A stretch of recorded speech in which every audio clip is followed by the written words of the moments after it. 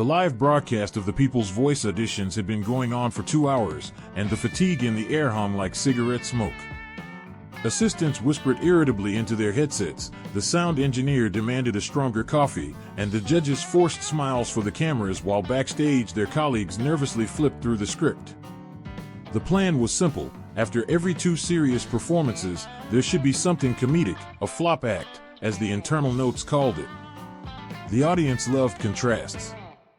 First, the thrill of talent, then laughter and incompetence. The formula never failed. But tonight, the formula had broken down. 3 prearranged candidates didn't show up. One's car broke down, another got sick, and the third just changed their mind. And those who did come to the auditions sang too well. Even the ones meant to be fillers, not stars, but not clowns either. During a commercial break, with the cameras off, a modest woman in a dark green uniform was mopping the back of the stage. Tamara Williams, 35, janitor at the Cultural Center. She was wiping the floor when she overheard one of the editors, a young guy in jeans and sneakers, say, "Hey, let's have her sing." She froze, still holding the mop. Did he mean her?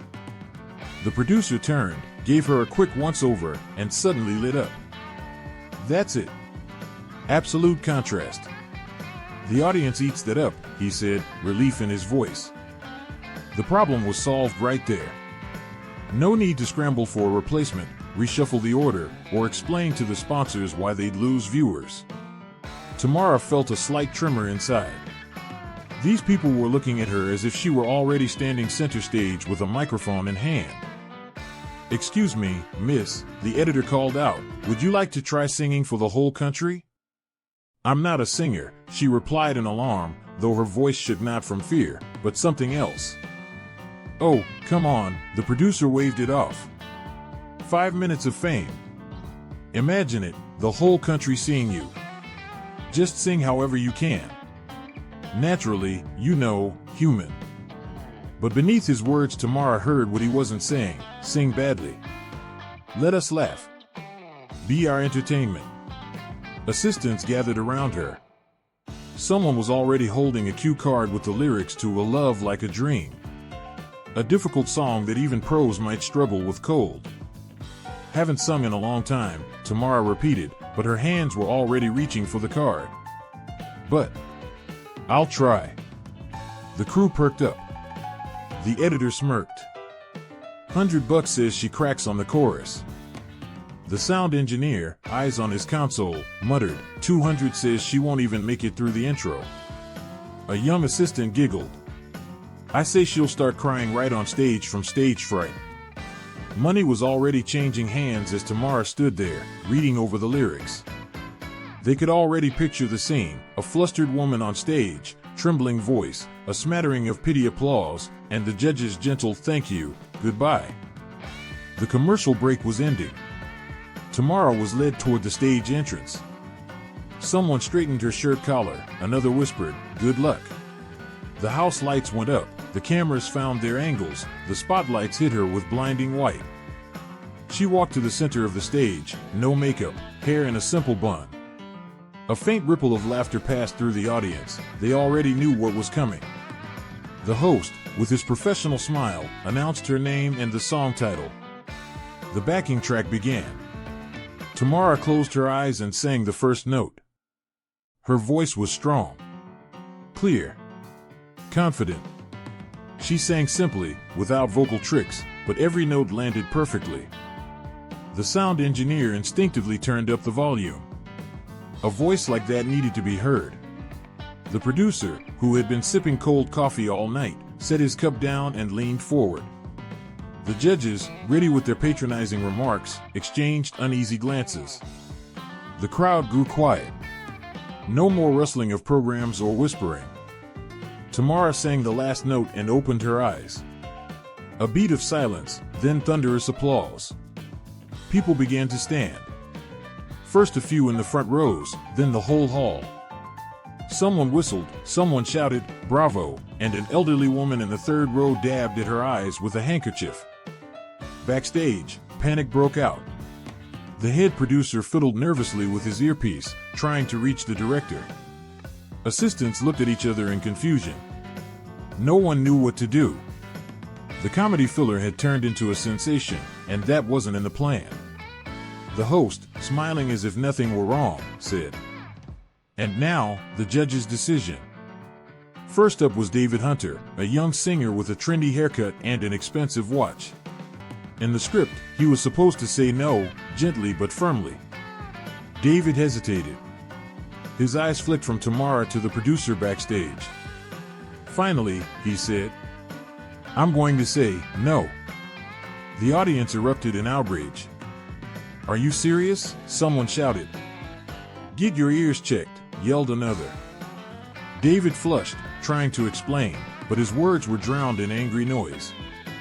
The second judge, Robert King, a distinguished performer with a silver beard and sharp eyes, leaned toward the mic. According to the script, he was supposed to say no as well, but the old man was clearly impressed.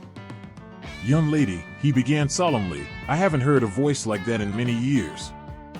It reminds me of the finest traditions of American music, when people sang not for show, but from the heart. My decision is a firm yes." The hall broke into applause again, and chaos rippled across the judges' table. David shot Robert an annoyed look, and backstage the head producer buried his face in his hands. All eyes turned to the last judge, Larissa Zenkovich. A successful producer with a cold gaze and expensive jewelry, she was used to controlling every situation. In the plan, her no was supposed to seal Tamara's fate. Larissa slowly looked up at the woman on stage, hands clasped tightly in front of her. 1 second. 2. 3. "Yes," she said, short and clear. The audience exploded. People leapt to their feet, shouting, "Put her in the finals." Finals. Tamara smiled uncertainly, not fully grasping what had just happened. Backstage, the head producer was furious. Who did they think they were? The first semifinal lineup was already locked, attractive contestants who'd passed the auditions, plus a few paid-for newcomers guaranteed to deliver the ratings. There was no room, no plan for some janitor. "Relax," one of the organizers said, patting him on the shoulder. "We'll just run the semifinals without her.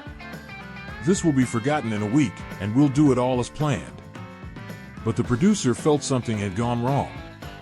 He had seen the faces in the audience, heard that applause. That kind of thing didn't just fade.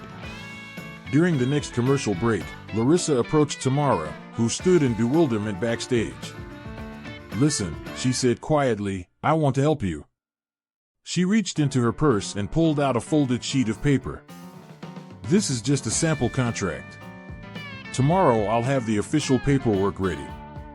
Trust me, you need someone who knows how this business works." Tamara hesitated. Everything was happening too fast. Too unreal. Just an hour ago, she'd been mopping floors, and now some stranger was offering her a contract. But the pressure of the moment, the confusion, and the realization she couldn't handle this alone made her nod. "All right," she said. The filming wrapped around 10 that night. Contestants left, judges disappeared into their dressing rooms, the crew started breaking down equipment, and Tamara stayed behind to clean the stage. In the same hall where people had given her a standing ovation just an hour earlier, she now gathered trash and wiped the floor. Candy wrappers, programs, plastic cups, the usual post-event mess. She had no idea what would happen next. The contract sat in a plastic bag beside her rags and cleaning supplies. A strange pairing. The next morning, Tamara stood outside a high-rise in downtown New York, staring at the sign, Zenkovich Productions. Larissa's office was on the 15th floor, with floor-to-ceiling windows and expensive furniture. Everything screamed money and success, from the marble lobby floor to the art on the walls. Larissa greeted her politely but coolly. On the desk was the official contract, a thick stack of fine print. 70% to me, 30% to you, 5-year term, she explained flatly. Tamara tried to read, but the legal jargon blurred together. "You don't have any other options," Larissa added. "Believe me, I know this business." Signing the papers, Tamara felt uneasy, but she also knew she really didn't have a choice. "Where did you learn to sing like that?" Larissa asked unexpectedly as she locked the contract in her safe. Tamara hesitated, then told her story. She'd finished music college in her youth and entered the conservatory. She dreamed of the stage, of concerts, of the day her name would be known. But her mother suddenly fell gravely ill.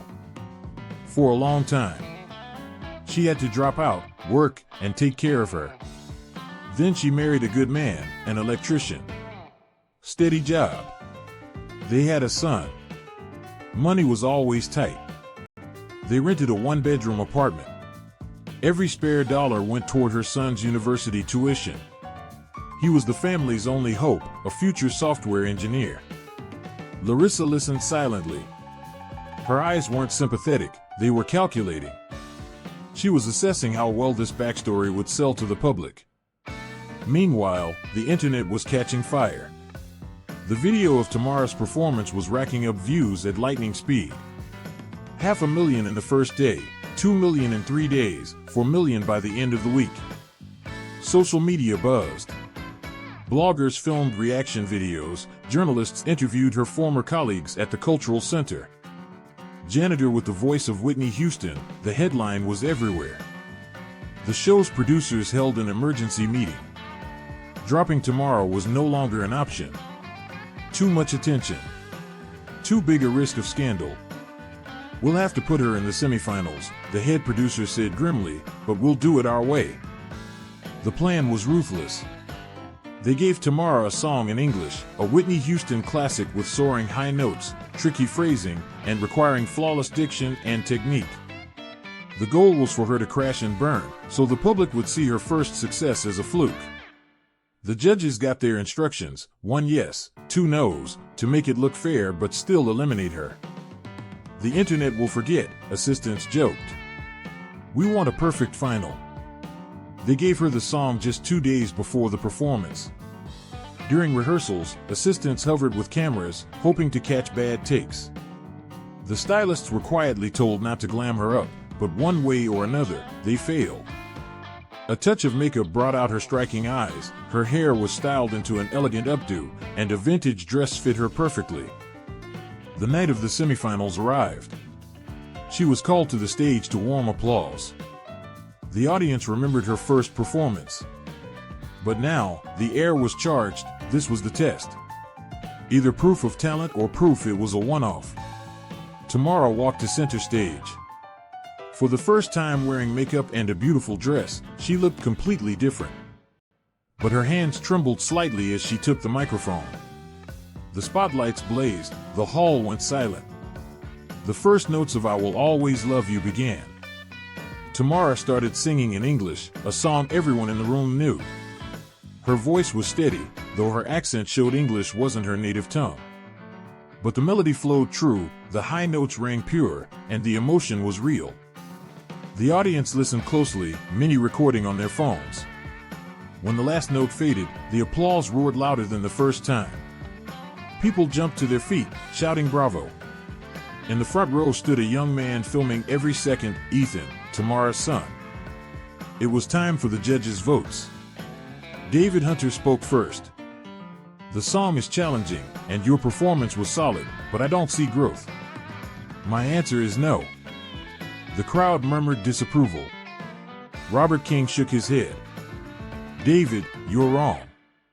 This woman showed character, took on one of the toughest songs out there, and delivered." "Yes, absolutely." All eyes turned to Larissa. The script called for her to say no, ending the inconvenient contestants' run.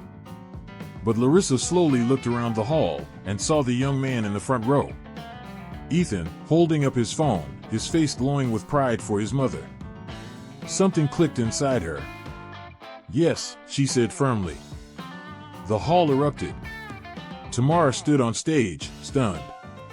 This meant she was going to the finals. She stepped behind the curtain, goosebumps running down her arms, and threw herself into her husband's embrace. Tears streamed down her cheeks. Finally, she could breathe. Backstage, the head producer stormed the corridors, hunting for someone to blame for yet another script disaster. Right after the show, Larissa was summoned to a closed meeting room. Around the table sat several men in suits, including the network's director. "Larissa," he said curtly, "we have to remove you from the project." Conflict of interest. "What conflict?" she asked, though she already knew. "You have a contract that clearly states you must follow the script exactly. We went over this at the last briefing. And this is the second time you've crossed the line. You're breaking the show's rules." Officially, she was being ousted for insubordination, for derailing a carefully scripted outcome tied to advertising deals and sponsor money. That same evening, a black SUV pulled up in front of the TV company's building. Out stepped a man in his 50s, wearing an expensive coat, Michael Drake, billionaire and member of the network's board of trustees. His daughter, Melanie, was set to appear in another semifinal, and until today her victory in the finals had seemed guaranteed. 10 million views in a week, he said, pacing the head producer's office. Fan clubs are organizing voting flash mobs. Do you understand what that means? The producer nodded, wiping sweat from his forehead. Do whatever it takes, but I don't want that janitor anywhere near the finals. I have a reputation, and my daughter has a future. We'll take her down, the organizers assured. We'll give her a song she can't possibly pull off. Or we'll dig up some dirt. I hope you understand the winner in the final is chosen by audience voting. And trust me, if this goes wrong, losing your job will be the least of your problems. Get rid of her. I don't care how. Just get results. Meanwhile, Larissa was packing her things in her dressing room. This is personal now, she said into the phone, hearing the hesitant voice on the other end. We're getting to the finals, and we're taking them. I know how the system works. By the next morning, Larissa's office was buzzing. She'd hired the city's best publicist, a stylist who worked with top pop stars, and an experienced stage director. Money, connections, and professionalism, everything was poured into preparing Tamara for the final.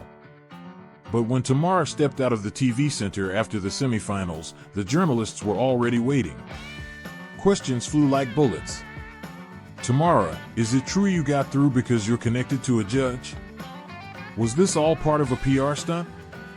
How much were you paid for the role? She walked past without answering. The cameras followed her all the way to her building. At home, her son showed her a YouTube video, a famous blogger with 1 million followers exposing the show, claiming everything was rigged. And now, social media was tearing her apart. Fraud. Fake talent. Riding on pity. The comments poured in by the hundreds. Mom, maybe it's time to stop? Ethan asked quietly. Why put yourself through this? Tamara looked at her son, then at the phone screen still playing her performance. This kind of chance comes once in a lifetime, she said. I've been dreaming of this for 20 years. I can't just walk away when it's this close. The People's Voice finale aired live in prime time. 10 finalists. 10 stories. 10 carefully chosen faces, each backed by producers, trainers, PR teams, ad budgets, and expectations. And one janitor. They mentioned Tamara only in passing, almost reluctantly. No morning show invites, no promo banners. But the audience remembered the voice that cut through the backing track and the cynicism, remembered the woman who came on stage without sequins or fur, and her vulnerability, and still won. Larissa forbade her to read comments. The only feedback that matters is what you already heard on stage. Everything else is noise. Larissa chose her a new song. In the final, contestants picked their own numbers, and Tamara chose a ballad once performed by a legendary American singer. While others rehearsed with full teams, Tamara sat in a studio alone with a pianist. Sometimes Larissa came to listen, never offering vocal tips, only once saying, "Sing like you don't owe anyone anything anymore." On the day of the final, Tamara had just one goal, make it to the end of the song. Melanie Drake performed second to last. Bright lights, dazzling smile, flawless staging. Every move, every glance at the camera was calculated. Backstage, producers nodded in approval. This was their finale. This was their winner. Michael Drake watched from the VIP box, never doubting the outcome. Tamara was called last. She stepped onto the stage in a light dress, hair elegantly styled, makeup perfect. She looked beautiful. She began the first verse, the mother aged over 30 years, with no word from her son, and at that moment, something happened. The control room screen flickered, the backing track cut out. The audience murmured. Someone laughed nervously. Tamara stood in silence. Back up. Switch to channel 2, the director yelled in the booth, but it was too late. Live TV doesn't wait. Tamara took a breath and began to sing. No track. No orchestra. A cappella. Everyone watching forgot it was a competition. This wasn't a performance anymore, it was a confession. Line by line, verse by verse, she pulled the melody like she was mending an old wound. People rose to their feet. No one clapped until the very end, no one wanted to interrupt. When the last note faded, the applause was deafening. Some cried, some just stared in disbelief. As viewers texted in their votes, numbers flashed on the screen. Melanie's count was steady. Tamara was suddenly pulling ahead. Michael Drake stood in the hallway, gripping his phone.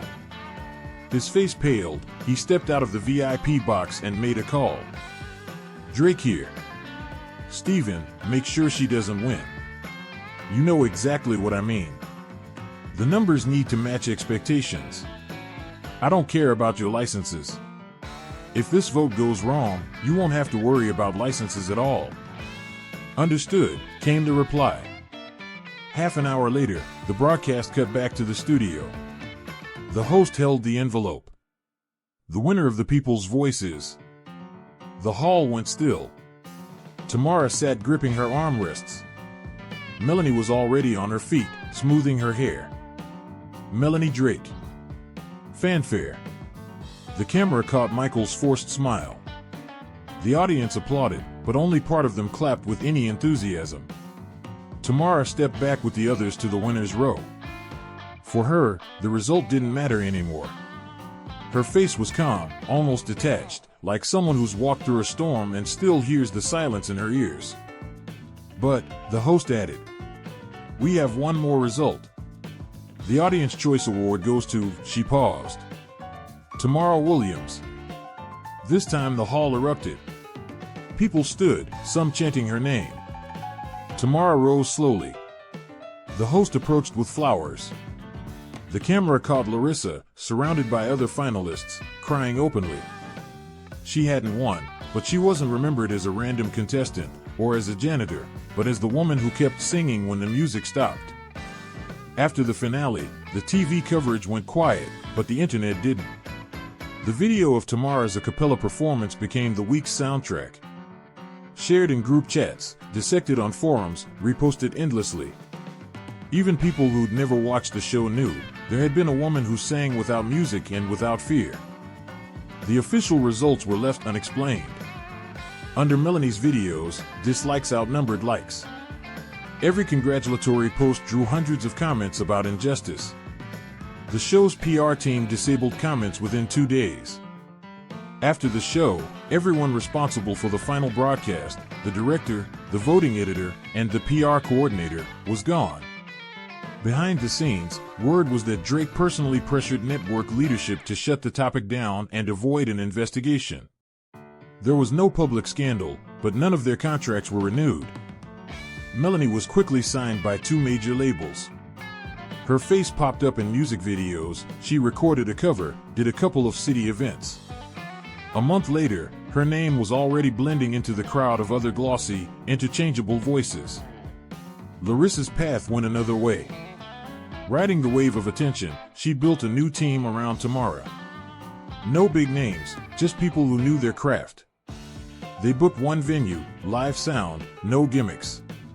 Tamara sang 5 songs straight, one with lyrics she'd written herself. The video was posted without paid promotion. In 3 days, it was trending. Now they're preparing her first album. Tamara comes to the studio every day, where no one looks at her in surprise anymore. Here, she belongs. In the stillness of the soundproof room, she sometimes closes her eyes and remembers that moment on stage, when the music cut out and she kept singing. Ethan is designing the album cover. Her husband took time off to join her on the first tour, and Larissa, having dropped all her old projects, is pouring not just money but her heart into this story. Sometimes losing is just the start of a much bigger journey, Tamara wrote in the album's booklet. And those words are already being quoted by thousands of people who'd never heard her name before.